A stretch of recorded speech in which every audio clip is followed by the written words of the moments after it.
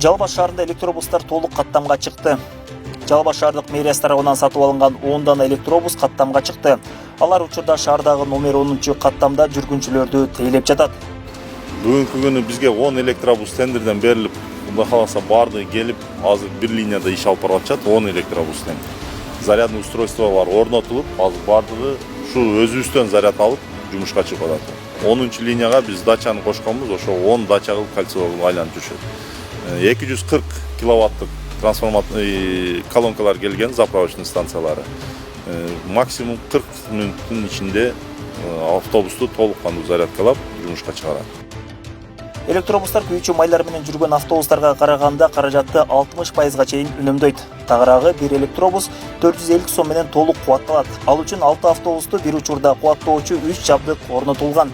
Белгилей кетсек, шаарга жалпы суммасы 118,5 миллион сомго 10 дана электробус кубаттагычтар менен сатып алынган.